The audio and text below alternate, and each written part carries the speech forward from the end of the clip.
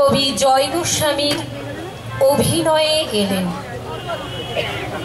সন্দীপ রায় আমাকে দিলেন ত্রিলোকেশ্বর শঙ্কুর পাঠ। তাই শুনে আমি তবলা বাজিয়ে ফাটাই দরজা জানালা কপাট। অস্কার জয়ী স্পিলবার্গ ফোন করলেন, শোনেন মশাই, এতদিন পর ভেবে দেখলাম টিনটিন নিয়ে ছবি করা যায়। চিত্রনাট্য বানিয়ে ফেলেছি, আমার কিন্তু আপনাকে চাই। আমি বললাম, আমার বয়সে টিনটিন আর মানাবে না ভাই। তিনি বললেন, টিনটিন নয়, আপনি হবেন শ্রী ক্যালকুলাস। তাই শুনে আমি 3 তালি দিয়ে ফোটাই শিমুল, ফোটাই পলাশ। ইতিমধ্যেই দরজায় বেল, খুলতেই দেখি কি কাণ্ড! আরে মুম্বাই থেকে আমারই জন্য বিগ বি স্বয়ং এসেছেন দাঁড়িয়ে।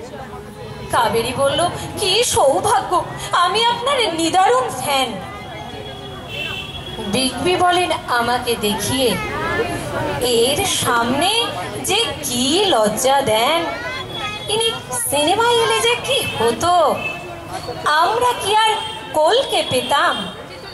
ইন্ডাস্ট্রিতে সকলেই জানি এর সুপ্ত প্রতিভার দাম। প্রেমেন বাবুর গল্প নিয়েছি, একে ছাড়া আর করব কিভাবে? দাড়িটা কেবল কামিয়ে নিলেই ঘনাদা হিসেবে দারুণ মানাবে। মৃণাল বাবু ফোন করলেন, এবার করছি কনফুসিয়াস, নাম ভূমিকায় তোমাকে ভেবেছি। মন খুশি আজ, মন খুশি আজ। হাতে এত ছবি, ডেট দিতে হবে। পুজো সংখ্যার লেখাও তো বাকি। লেখা টেখা ছেড়ে পাকাপাকি ভাবে ফিল্ম লাইনে চলে যাব নাকি? কি করা উচিত, কি করা উচিত বলে দাও দেখি অন্তর্যামী।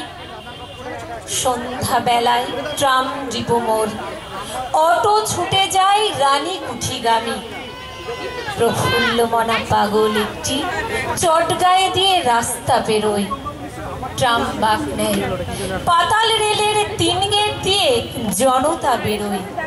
জনতা জানে না কত কি অ্যাওয়ার্ড খুব শিগগিরই পেয়ে যাব আমি।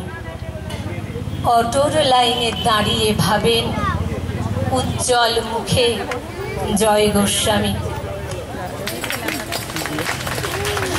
অসংখ্য ধন্যবাদ জানাই।